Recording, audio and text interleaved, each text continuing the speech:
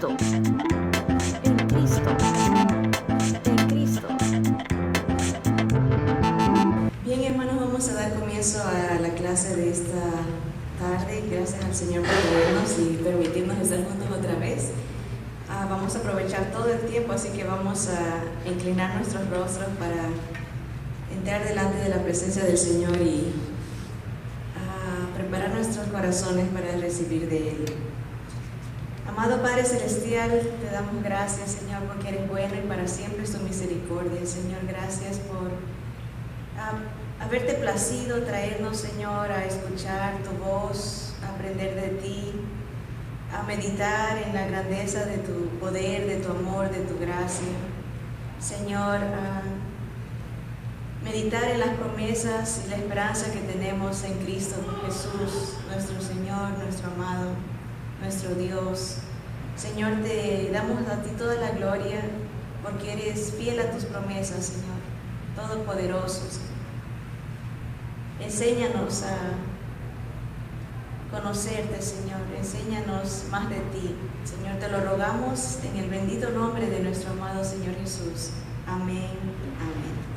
Bien, es una hojita para cada uno. Hoy estamos, como todos sabemos, el tema general de esta clase es en Cristo y hemos estudiado la palabra o esa oración en Cristo en el libro de Gálatas, en el libro de Efesios y ahora vamos a estudiarlo en el libro a los Filipenses, la carta del apóstol Pablo a los hermanos en Filipos. Entonces, ya empecemos en el capítulo 1, va a ser un breve repaso de toda la carta. La carta de Filipenses solamente tiene 4 capítulos y vamos a ver cuánta riqueza espiritual hay en cada parte, cada porción de las Escrituras. Dice Filipenses 1:1, Pablo y Timoteo, siervos de Jesucristo, a todos los santos en Cristo Jesús. Aquí está la primera referencia en Cristo, que están en Filipos con los obispos y diáconos. Gracia y paz a vosotros de Dios, nuestro Padre y del Señor Jesucristo. Y vamos a hacer una pausa ahí primeramente. Esta carta la escribe Pablo desde la cárcel. Acordémonos eso, él está prisionero en la ciudad de Roma y les escribe a estos hermanos que formaban parte de una iglesia que él había fundado 10 años antes de esta carta. Filipos era una ciudad que estaba en Macedonia, en lo que nosotros para nuestros tiempos sería Grecia. Todavía existen rastros de estos lugares tan preciosos antiguos, ¿verdad? Y Pablo, ellos no eran judíos, eran gentiles como nosotros y en su segundo viaje misionero llegó hasta ese lugar a hablarles de Jesús, de la salvación. Y ahora les mando una carta, dicen, de acuerdo a los estudiosos y los que analizan la historia, ¿verdad?, de la iglesia, según otras porciones bíblicas se puede deducir que Pablo no había visto a estos hermanos como entre 4 a 5 años, o sea, ya había pasado un tiempito que él no los había visto. Ahí en esa iglesia dejó instalado al doctor Lucas. La iglesia de los Filipos era una de las iglesias más puras, no tenían tantos asuntos problemáticos como las otras, como en el caso de Corinto. La iglesia de los hermanos que estaban en Corinto eran muy carnales, muy peleoneros, había muchas divisiones y en cambio Pablo para los filipenses no tiene exhortaciones así de fuertes de corrección, tiene recomendaciones pero no palabras duras de regaño como en el caso de los otros hermanos. Así que ese es más o menos el trasfondo de esta carta, ¿verdad? Pero empieza Pablo y aquí está con Timoteo. Timoteo siempre fue como el secretario de Pablo. Esta carta, Pablo llegó a un momento en que sus ojos él ya no podía escribir. Acuérdense que había sufrido muchísimas golpes, había sido apedreado, azotado, dado por muerto, había sufrido mucho físicamente y obviamente tenía rezagos como secuelas de todo su sufrimiento físico. Llegó un momento que él no podía ver y tenían que escribirle las cartas para él. Hay una carta, que no me recuerdo cuál, que dice, mirad con cuán grandes letras os escribo. Él estaba tratando todavía de alcanzar a los hermanos, pero tenía problemas con sus físicos, con su visión, y muchos consideran que ese era el aguijón del cual él hablaba, que le había pedido al Señor que se lo quite, pero el Señor le dijo, bástate mi gracia. Pero aquí lo vemos a Pablo y Timoteo. Timoteo escribe la carta, Pablo parece que se la dicta, de acuerdo a algunos comentaristas. Pero el saludo va para todos los santos en Cristo Jesús. La primera referencia a en Cristo. Los santos en Cristo que están en Filipos. La palabra santos, ya hemos analizado y estudiado esto a través de otras clases, quiere decir separados. Somos separados en Cristo, por Él y para Él, ¿verdad? Estamos separados del mundo, separados en cuanto a condenación, tenemos una posición diferente por Jesús, y ese es el saludo a todos los que están separados en Cristo para vivir por Él y recibir las promesas de Él. Esta carta es para ustedes, dice. Así que, ¿cuántos santos en Cristo hay aquí? ¿Quién? ¿Ven? 1, 2, 3, 4, 5. Muy bien, gloria al Señor. Somos santos, separados por la gracia de Dios en Cristo, para no recibir castigo, para recibir misericordia, para recibir la vida de Cristo. Esa es la bendición, tener al Señor en nosotros, un regalo que el mundo no tiene, la presencia del Espíritu Santo en nosotros. Así que esa es la primera referencia en Cristo. Vamos a ver la segunda, está en el versículo 12. Estamos en el libro de los Filipenses. Ahora el versículo 12 dice, perdón, nos saltamos el versículo 2, vamos a ver el versículo 2 primero. Dice, gracia y paz a vosotros, de Dios nuestro Padre y del Señor Jesucristo. Los que estamos en Cristo, separados por el Señor, estamos en una posición diferente al mundo. Tenemos la gracia y la paz de Cristo. Esto es algo que el mundo no tiene. Por eso el Señor dijo, mi paz os dejo, mi paz os doy. Yo no la doy como el mundo la da.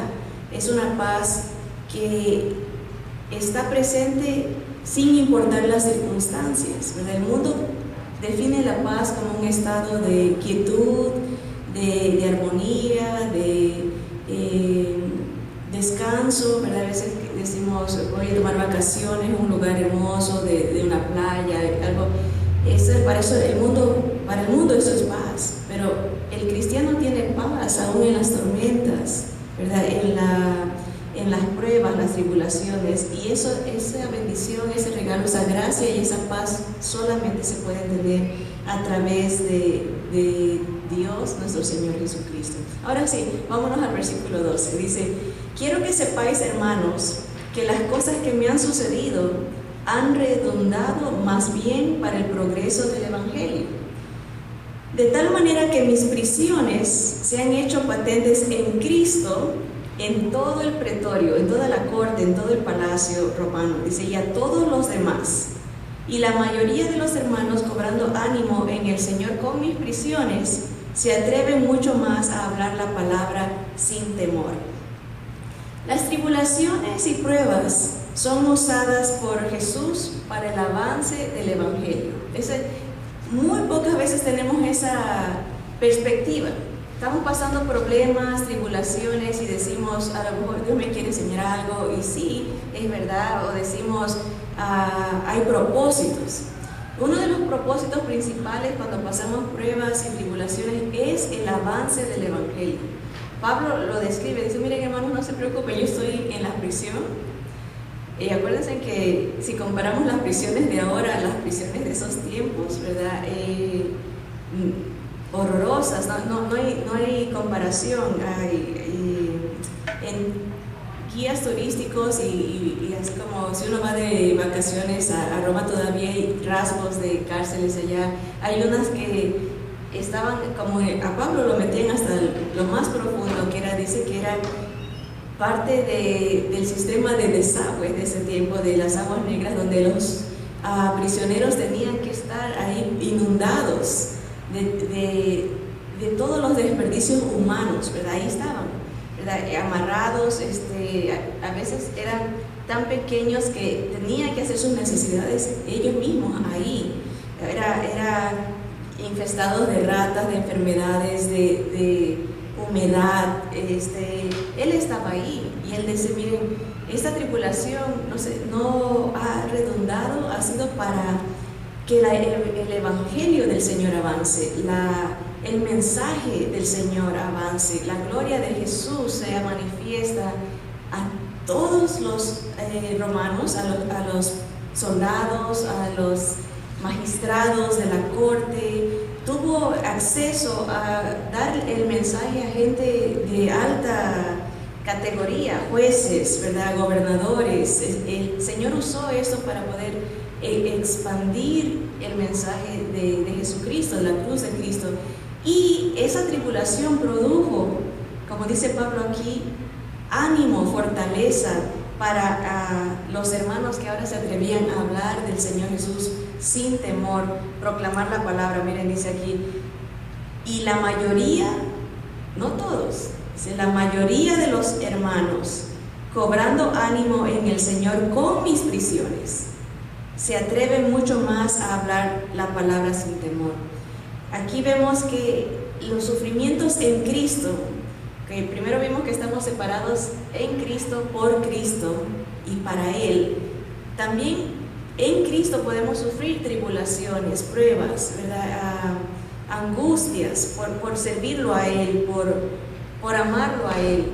Y esas tribulaciones que son en Cristo, no las tribulaciones provocadas por nuestro pecado o por nuestra desobediencia, producen grandes oportunidades para que el Evangelio se comparta con otros, que se propague la bendición del poder de Dios. La cruz de Cristo es poder de Dios para salvación a todo aquel que cree. Eso es el Evangelio, ¿verdad? Ahora, no solamente que trae ese resultado, estos sufrimientos, sino que anima a los que están en Cristo, a los hermanos que estén preocupados, asustados. Acuérdense, de acuerdo a la historia, dicen que esta iglesia de Filipos había sufrido 10 años de persecución. Hasta el día que Pablo escribió esto, seguían siendo perseguidos. Imagínense saber que el líder está sufriendo, que está siendo golpeado, burlado. En lugar de desanimarlos, los animaba, y vamos a ver cómo. ¿Por qué? Porque veían la compasión de Cristo en la vida de Pablo. Así que vemos este propósito que hay en nuestras tribulaciones cuando están en Cristo. El Señor hace posible que estas tribulaciones se conviertan para su gloria. Ahora, el expandimiento del Evangelio, dice aquí. Ahora, ¿qué es Evangelio? Esa palabra es muy importante. Va a hacer la diferencia. El Evangelio es poder de Dios para salvación, ¿verdad? Entonces, si Dios salva a la gente a través del Evangelio, tenemos que ser nosotros embajadores bien habilidosos de cómo dar el Evangelio a los demás, ¿verdad? Y las Escrituras nos describen que el Evangelio es grande y maravilloso y compone muchas palabras. El Evangelio no solamente es una cosa, tiene bastantes logros de parte del Señor. Y quería aprovechar este tiempo para ver ¿qué dirían ustedes que es el Evangelio para ustedes? ¿Cómo ustedes lo entienden? Para analizar qué tan profundo es nuestro entendimiento del Evangelio. ¿Alguna palabra que se les venga a la mente o palabras que se les venga a la mente cuando hablamos de Evangelio? Que alguien que cobre ánimo con mis prisiones. Cuando decimos ¿qué es Evangelio? Si alguien le dice ¿qué es Evangelio? ¿Qué dirían? Que Jesús nos compró un lugar en el cielo gratis. Que el Señor nos compró un lugar en el cielo gratis. Está bien, eso vendría a ser redención. Él nos compra, ¿verdad? En el Evangelio vamos a encontrar mínimo 12 palabras que debemos de saberlas al pie y al derecho. Si decimos que somos cristianos, tenemos que saber estas 12 ideas de lo que comprende la salvación y vivirlas, o sea, entenderlas y aceptarlas, ¿verdad? Esa es una redención. ¿Qué más es evangelio? Justificación, ¿verdad? Que Dios nos declara justos en Cristo, por la justicia de Cristo, la perfección de Él. Ve a su Hijo, no nos ve a nosotros. Por eso si uno está cubierto por Cristo, está a salvo, porque el Padre ve a su Hijo, no nos ve a nosotros. Ve la perfección de Él, ¿verdad? Y nos declara posicionalmente perfectos. Ahorita somos perfectos delante de Dios, espiritualmente hablando, porque el Señor ha pagado nuestras deudas, como dice la hermana, ha limpiado nuestro libro, ¿verdad? Algún día se van a abrir los libros. Dice, todos tenemos libros en los cielos de nuestra vida. Cada día se va escribiendo cosas que van en nuestra contra, ¿verdad? Ofensas, rebeliones, transgresiones, iniquidades, rebeldías. Hay muchas definiciones de pecado, ¿verdad? Y se va escribiendo, y algún día el que no esté en Cristo, esos libros van a ser abiertos y van a ser juzgados por lo que está escrito en el libro. Nosotros que estamos en Cristo, los libros están blancos porque el Señor borró toda nuestra culpa y nos escribe en el libro de la vida. O sea, por eso dice, los libros van a ser abiertos. Los libros de nuestra vida, los libros de la vida de Cristo. Y el que está escrito en el libro de la vida tiene acceso al Padre por Cristo. Entonces sí, redención, justificación. ¿Qué más evangelio? ¿Qué más se nos viene a la mente? ¿Alguien? La historia, el mensaje que el Señor nos quiere dar.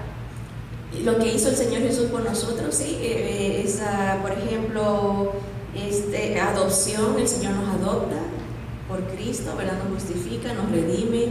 Hay lo que se llama la expiación, que Dios está tomando, se pone en nuestro lugar. Él a sufrir nuestro castigo. Él siendo perfecto, toma nuestra cruz, toma nuestro pasado, nuestro presente y nuestro futuro, ¿verdad? Todo el peso del pecado nuestro, de la humanidad en sí, no solamente de los que vamos a creer en Él, de todos. Esa es la expiación. Él toma nuestro lugar, ¿verdad? Es algo maravilloso como Dios puede, siendo perfecto, y eso lo vamos a ver en estas escrituras, tomar la forma de pecado y sin pecado pagar la deuda de nuestro pecado. Entonces, expiación, adopción, redención, que es la compra, justificación, santificación. Dios nos separa para Él, para vivir por Él, nos da una vida nueva. Ya no estamos muertos espiritualmente, tenemos la presencia de Dios en nosotros. Todo eso es el Evangelio, ¿verdad? El tener la visión, esperanza, tener las promesas. Ahora somos del cuerpo de Cristo, ¿verdad? Nosotros que no éramos pueblo, ahora somos hechos pueblo, ¿verdad? Nosotros que no éramos parte del pacto, ahora dice Dios, de la misma manera que amó a los judíos, nos amó a nosotros, y de la misma manera, y nos incluye, ¿verdad? Esa es la santificación, ser separados para Él, nos hace un pueblo. ¿Qué más comprende el Evangelio? Esta palabra no es muy común, pero es básica para entender qué es el Evangelio, la propiciación. Mucha gente cuando habla de Evangelio habla del amor de Dios y la gracia de Dios. Dicen, Dios me salvó, Dios murió por mí. Y por eso el mundo no entiende y no le impacta, porque dice, bueno, mucha gente moría en cruces. En esos tiempos hubo una revuelta, en los tiempos cercanos a la vida de Jesús hubo una revuelta de, ¿cómo le llamaban a estos los que eran contrarios revolucionarios de Israel? Era como Simón el Cananista, creo que eran corrientes de protesta. Siempre ha habido eso de que alguien va a protestar en contra del gobierno, y generalmente los jóvenes son más envueltos en esto de la liberación, y en ese tiempo Roma puso su bota pesada de poder y crucificó en una revuelta nomás como a 3,000 revolucionarios. Imagínense 3,000 cruces, ¿verdad? Y nosotros decimos, Jesús murió en la cruz y me salvó porque murió en la cruz. Cualquier persona podría decir, bueno, también otras 3,000 personas murieron en la cruz. ¿Qué lo hace a él especial? ¿Verdad? Ahorita todavía hay gente que muere crucificada, de nuestros hermanos del otro lado del mundo, ¿verdad? Que niños crucificados, ¿verdad? Mujeres crucificadas, hombres, hermanos, gente decapitada por la fe de Cristo. Entonces, ¿qué lo hace el Señor especial? Podría decir alguien, él fue un mártir más. Si hablamos de Jesús, su muerte, como, ay, qué especial, Jesús murió por mí. Hay gente que dice, bueno, ha habido héroes que han muerto por mí en guerras. Hay veces a gente, por ejemplo, en el 9/11, cuando se cayeron las torres, vieron héroes, bomberos que entraban corriendo y murieron por salvar a otros. ¿Qué hace a Jesús especial y diferente si hay mucha gente que también da su vida por salvar a otros? Eso puede decir cualquier persona, y si se ve desde el punto de vista humano, no podríamos contestar porque en verdad sí hay gente que sí muere por otros. Pero si vemos desde la perspectiva de Dios, ahí entra la palabra propiciación. Dios es perfecto y justo y no puede ver el pecado. Él tiene que castigar el pecado. Y propiciación es recibir la ira de Dios, el infierno, ser separados de Dios. Ese sufrimiento solamente Dios perfecto lo podía soportar. Jesús soporta la copa.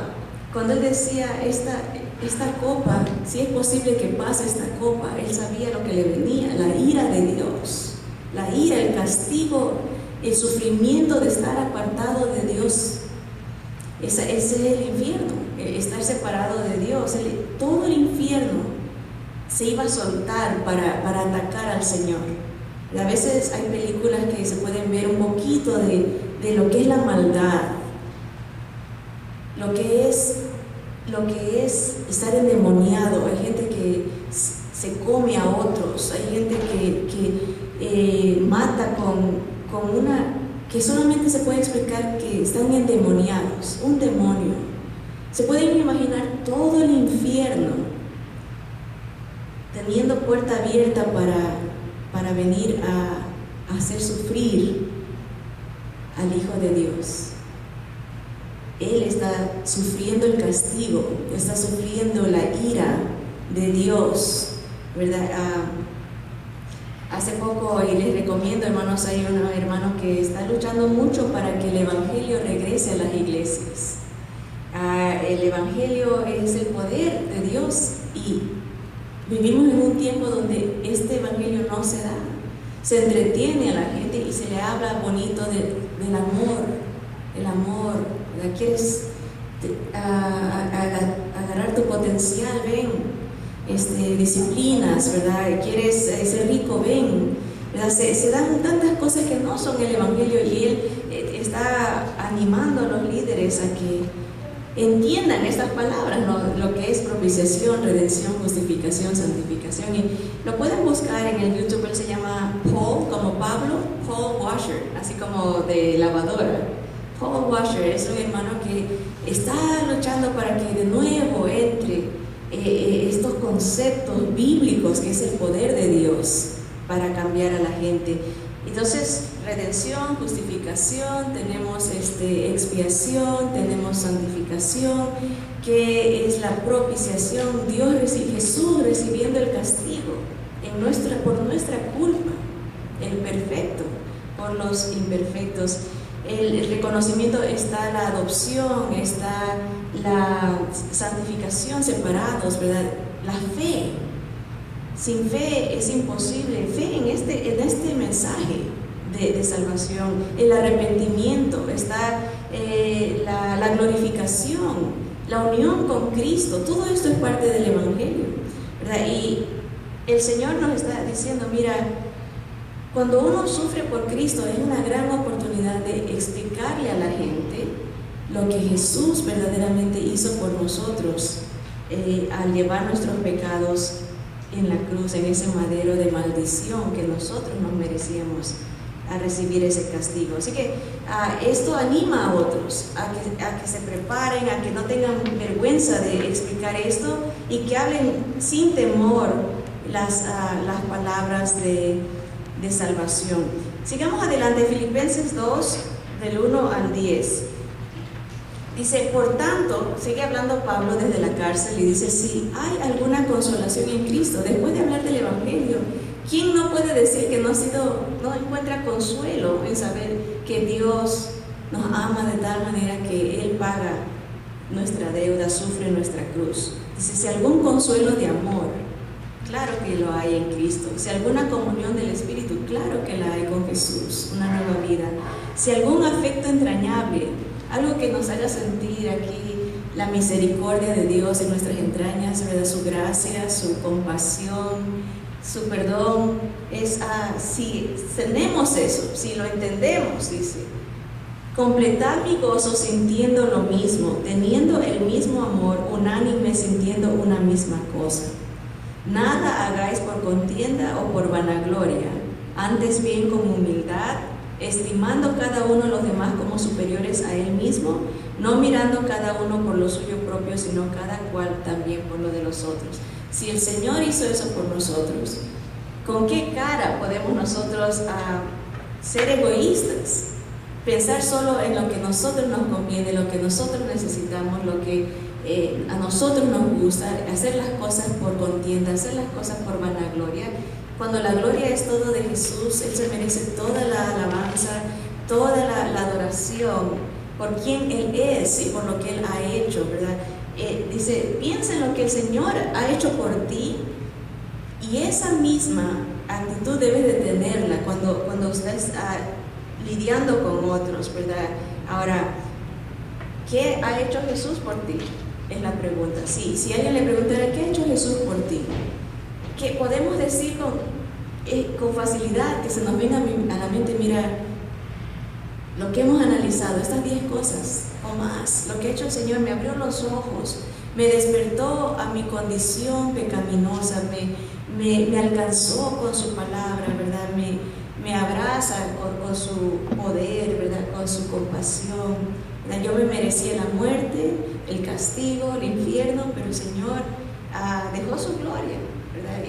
Tenemos esa ¿qué ha hecho Jesús por nosotros? Eso es lo que es compartir con otros, lo que Dios ha hecho por nosotros, no un conocimiento intelectual de, oh sí, yo sé que Jesús murió por mí en la cruz. Todo el mundo sabe eso, hasta los ateos saben que Jesús murió en la cruz, pero ¿qué ha hecho por ti? ¿Cómo entiendes lo que ha hecho por ti? Lo que el Señor, el sacrificio que Él hizo por nosotros, para su gloria. Todo fue para recuperar su creación, tener la supremacía, y eso lo vamos a ver más adelante, tener todo el derecho de ser declarado Rey de Reyes, Señor de Señores, ¿verdad?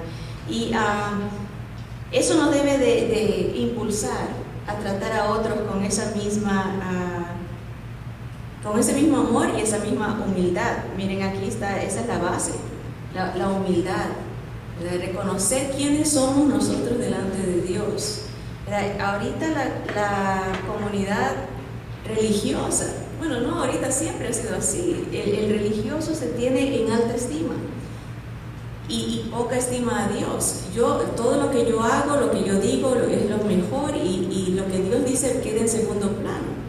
Acuérdense del fariseo y el publicano. El fariseo, dice Jesús dice, él oraba consigo mismo, no pasaba la oración del techo, él oraba consigo mismo y decía, Dios, te doy gracias que no soy como los otros hombres, soy lo máximo, ¿verdad? Yo no soy adúltero, no soy ladrón, ni soy como este publicano que está acá.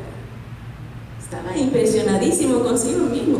Él era lo máximo, ¿verdad? Y dice, en su mente no solo lo que él creía que era, ¿verdad? Yo no hago esto, yo no soy así, yo no soy esto, pero también lo que hacía. Él decía, yo ayuno 2 veces por semana y doy diezmo de todo lo que tengo. ¿Quién de nosotros puede alzar la mano y decir que le ganamos a ese fariseo en obras? Nadie. El fariseo tenía muchas obras, ¿verdad? El religioso siempre se va a apoyar en lo que hace y lo que cree que no hace. Pero Dios nos dice que todos nosotros hemos adulterado, todos nosotros hemos matado, porque dice, ¿oíste que fue dicho? No matarás.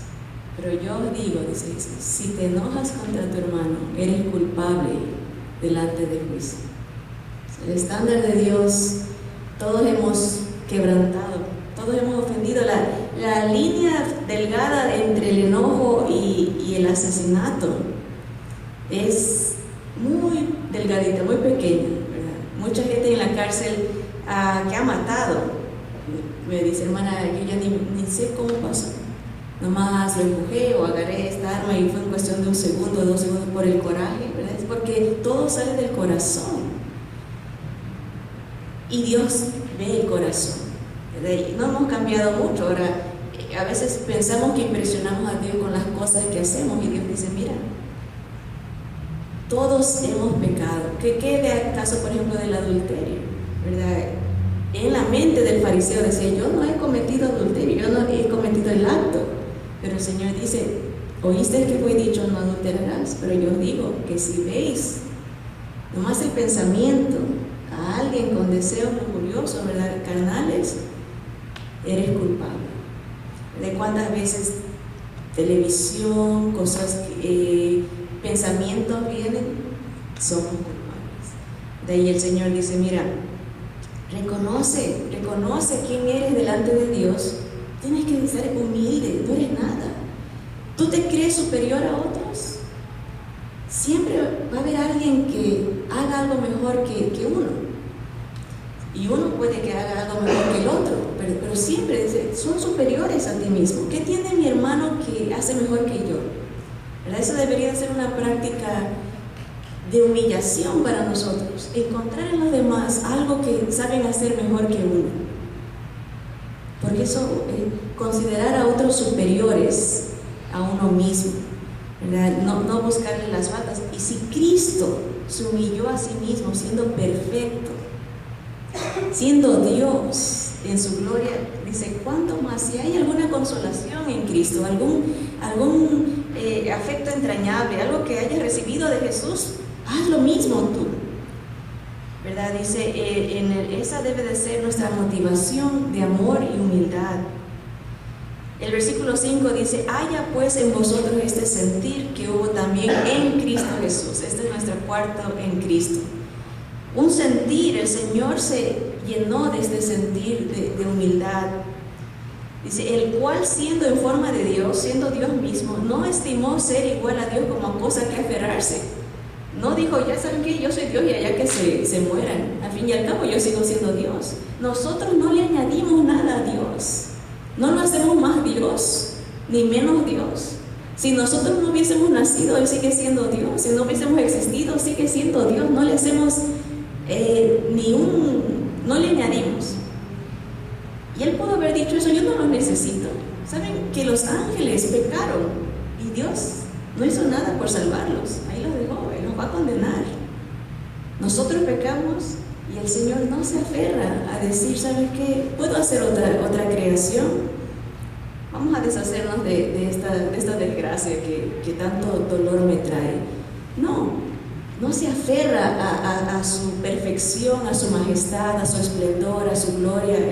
Él se despoja a sí mismo, ¿verdad? Y miren lo que dice aquí, se despoja a sí mismo, versículo 7, tomando forma de siervo, hecho semejante a los hombres, y estando en la condición de hombre, se humilló a sí mismo, haciéndose obediente. Esa es la señal de la humillación.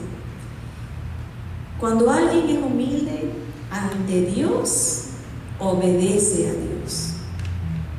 No es por obligación ni imposición, no es por reglamento, no es por presión, amenaza, es por humildad. que se obedece a Dios. Jesús se humilló a sí mismo, haciéndose obediente. Él era hombre también. Él pudo haberse revelado, haber dicho, esto duele, yo no quiero sufrir. ¿Quién quiere sufrir? Se hace obediente hasta la muerte, y muerte de cruz, como diciendo, es una muerte no solamente dolorosa, horrorosa, sino una muerte vergonzosa. Nadie quiere morir una muerte de vergüenza memorial, ¿verdad? Se exalta a los héroes, los que mueren de una manera elogiable, pero una muerte de cruz era la muerte era maldición para un judío, ser colgado en un madero, maldición. Y Jesús se despoja y sufre por nosotros.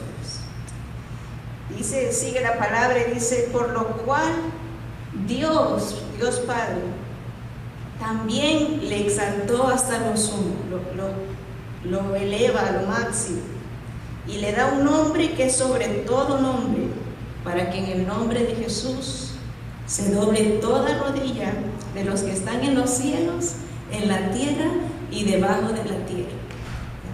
Un nombre que es sobre todo nombre. No hay nadie que se iguale a él, ni siquiera no lo superan, ni siquiera lo igualan, ¿verdad? Y cuando alguien pone y dice, Jesús, pero yo también soy bueno, yo puedo alcanzar la gloria porque yo hago esto, hago lo otro, fariseo, ¿verdad? Es una ofensa al plan perfecto de Dios, al sacrificio del Señor, ponerse al nivel de Jesús y mucho peor, arriba de Jesús. ¿Cuánta gente dice, yo creo en Jesús, pero también en estos métodos, ¿verdad? Otras religiones, ¿verdad?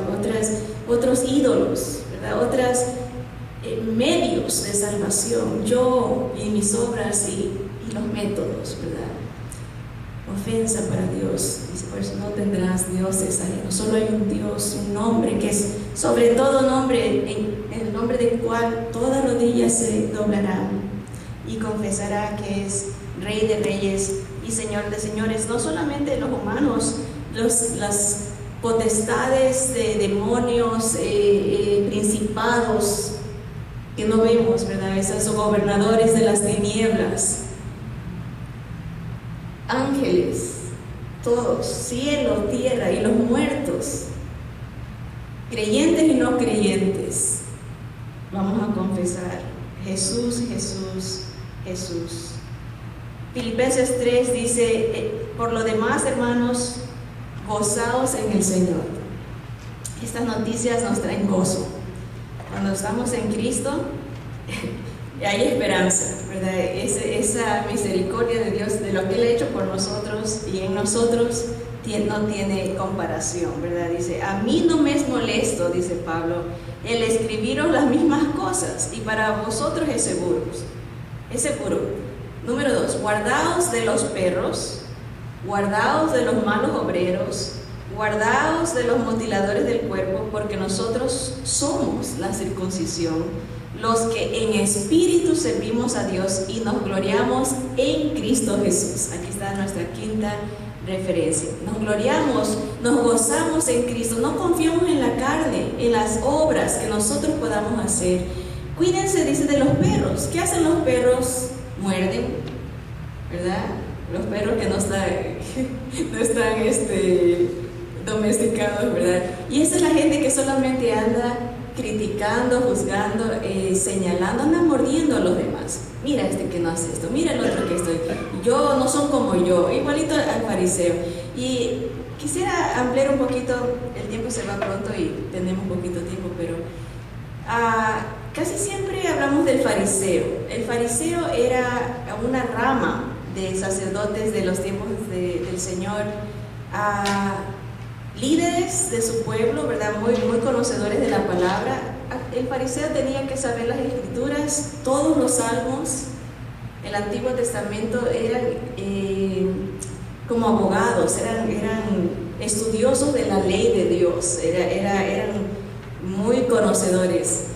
Creían en la palabra de Dios los fariseos, pero le añadían a las cosas que añadían sus tradiciones, sus prácticas. Y muchos fariseos creyeron en el Señor, o vinieron unas corrientes parecidas a los fariseos, de gente convertida que querían meter las tradiciones. Sí, si eres cristiano, tienes a Jesús, qué bueno, decían, pero tienes que también hacer estas cosas para poder ser salvo. Y añadían los sacrificios, la circuncisión, tienes que cortarte, le decían a los hombres, imagínate, tu parte, cierto pedazo tiene que mocharse para que sea salvo. Cristo Jesús más este sacrificio y ahí está completito. Y Pablo dice, cuídense de los que mutilan el cuerpo, de los que andan mordiendo, señalando, añadiendo cosas. Eso es el fariseo, el que añade a la palabra de Dios. Pero también había otro lado de sacerdotes en los tiempos de Jesús que se llamaban los saduceos. Muy pocas veces le decimos a alguien, tú eres un saduceo. A veces decimos, eres un fariseo que andas añadiendo, ¿verdad? Eso es común, eres un fariseo. Pero el saduceo era también un religioso, líder, sacerdote de los tiempos de Jesús, pero venía de la clase social alta. El fariseo era de la clase trabajadora, eran ricos, pero tenían sus riquezas por negocios, como Pablo, él era hacedor de tiendas, ¿verdad? Como carpas, ¿verdad? Ese era el negocio de Pablo, era gente trabajadora los fariseos. Pero los saduceos eran sacerdotes que venían de la élite, eran gente de la nobleza, era gente rica. ¿Y qué generalmente hace la gente rica que viene a Jesús? Dice, sí creo en la palabra, pero más importante es mi satisfacción. Los saduceos no creían en las cosas espirituales, no creían en los ángeles, no creían en la resurrección, no creían en los espíritus, en el espíritu. Generalmente el creyente que tenga opulencia, dinero, no cree las cosas milagrosas del Señor, las cosas espirituales, eso no lo acepta. Y el saduceo era inclinado a lo carnal, satisfacción material, satisfacción de gozo carnal. Y aquí vemos las dos corrientes siguen en el mundo. Están los que son de Cristo, los que están en Cristo, que se glorían en Cristo, pero también están los que creen en Jesús y añaden a lo más, o los que no creen toda la palabra del Señor y se enfocan en su placer carnal. ¿Cómo puedo gozar? La vida es corta, hay que gozarla. Aquí me enfoco en lo que a mí me complace y no lo que es estar en el Señor, en esa obediencia, en esa admiración, gratitud por lo que el Señor ha hecho. Dice así que hay que cuidarse, hay que cuidarnos de esas corrientes que todavía están dentro de la iglesia. Versículo 3, porque nosotros somos la circuncisión, en otras palabras los del pacto, en Jesús tenemos un nuevo pacto, los que en espíritu servimos a Dios y nos gloriamos en Cristo Jesús. No teniendo confianza en la carne, o sea, en nosotros mismos, aunque yo también tengo, dice Pablo, de qué confiar en la carne. Si alguno piensa que tiene de qué confiar en la carne, yo más. Y ahí empieza a darnos la lista de todo lo que él había obtenido desde su nacimiento, ¿verdad? Circuncidado al 8º día, del linaje de Israel, de la tribu de Benjamín, hebreo de hebreos, en cuanto a la ley fariseo, en cuanto a celo, perseguidor de la iglesia, en cuanto a la justicia que es en la ley irreprensible, pero cuantas cosas eran para mí ganancia, las he estimado como pérdida por amor de Cristo, y ciertamente aún estimo todas las cosas como pérdida por la excelencia del conocimiento de Cristo Jesús mi Señor, por amor del cual lo he perdido todo y lo tengo por basura para ganar a Cristo y ser hallado en Él, no teniendo mi propia justicia que es por la ley, sino la que es por la fe de Cristo, la justicia que es de Dios por la fe, a fin de conocerle y el poder de su resurrección y la participación de sus padecimientos, llegando a ser semejante a Él en su muerte, si en alguna manera llegase a la resurrección de entre los muertos. Ven, Pablo usa un poquito de sarcasmo en sus cartas. A veces ya se apasiona, hay una palabra como que enardece, se fastidia de que cómo es posible él saliendo de esta tradición y quiere la gente entrar a ponerse al nivel de Jesús y añadir cosas. Y él dice, miren, si ustedes quieren gloriarse, yo más. A mí nadie me llega. En realidad eso es lo que está diciendo. Tengo una lista, un currículum, ¿verdad? Fantástico. Dice, pero yo lo considero todo eso basura para llegar a conocer a Jesús, para llegar a conocer su amor, para llegar a ser semejante a Él en sus sufrimientos, en su resurrección. Llegarse para ganarme a Cristo, tengo que dejar estas cosas, tengo que considerarlas menos, porque no hay comparación. Quería terminar y vamos a dejar a la segunda parte de Filipenses. Hasta ahorita hemos visto en Cristo, en el libro de Gálatas, de Efesios y la mitad de Filipenses. Quería dejarles con este pensamiento. El estar en Cristo satisface todas las demandas de Dios. No necesitamos añadirle a la obra del Señor. Habrá consecuencias porque el Evangelio es completo, ¿verdad? No solamente lo que Él hizo en la cruz, sino lo que Él hace en nosotros.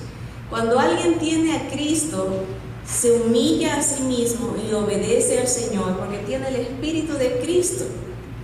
Y ahí viene parte del Evangelio, es la perseverancia. Acuérdense, son como 12 puntos específicos: adopción, redención, justificación, santificación, glorificación, unión con Cristo, perseverancia, fe, arrepentimiento, propiciación, ¿verdad? Hay perseverancia en Cristo. En Cristo está la nueva vida, en Cristo está una nueva visión, nuevos deseos, nuevo nacimiento. Y estamos completos en Cristo. Eso es lo que está diciendo Pablo. No dejen que otras ideas, otras corrientes los desvíen, porque solo hay un nombre que es digno de toda la alabanza, un nombre que es todo el poder, es un nombre perfecto, es el nombre del Señor. Les animo, hermanos, a que rindamos nuestra vida a este Evangelio, a este Cristo, el Cristo de la Biblia, ¿verdad? El Cristo crucificado, ese Cristo de poder que vive y vivirá para siempre. A Él sea la gloria en Cristo. Amén. Vamos a orar. Señor, te damos gracias, Padre, porque eres perfecto en todos tus caminos, Señor. Y te ha placido salvar al mundo por la locura de esta predicación, de la cruz de Cristo, Señor. No son métodos, no son prácticas, no son esfuerzos humanos, no son disciplinas, no es religión, no es nada más que Jesús, Jesús, Jesús, Señor. Padre, llénanos de este pensamiento para que podamos, Señor, amar como Él amó, vivir como Él vivió, humillarnos a nosotros mismos y olvidarnos, como decía Pablo, de nosotros mismos, considerar todo basura por ganar el conocimiento de Cristo, considerar todo basura por llegar a alcanzar, compartir con Él los padecimientos, los sufrimientos, la resurrección, entender que tenerlo a Él es el propósito de cada ser viviente, Señor, de cada criatura. Nos has creado para adorarte, Señor. Ayúdanos a olvidarnos de nosotros mismos, crucificar nuestro yo, Señor, y, Señor, cargar nuestra cruz cada día, Señor. Ayúdanos a olvidarnos de nosotros y enfocarnos en ti, puestos la mirada en ti, Señor, día a día, para traerte honra, alabanza, adoración, con nuestros pensamientos, actitud, con nuestras habilidades, con todo lo que nos has dado, Señor. Todo es tuyo y te lo regresamos a ti, Señor. Ayúdanos, perdónanos, límpianos, Señor. Haznos más consagrados a esta predicación, Señor, a este Evangelio bendito. Señor, a regresar a los caminos antiguos, como dices tú, a las sendas antiguas de tu palabra, Señor. Señor, que el tiempo de apostasía, de confusión, de error, Señor, no nos llegue, Señor, porque entendemos quiénes somos en ti y qué tenemos por ti, Señor. Te adoramos, te bendecimos, Señor. Recibe toda la gloria en el nombre que es sobre todo nombre, el nombre de tu unigénito Hijo, nuestro Señor Jesucristo. Amén, amén.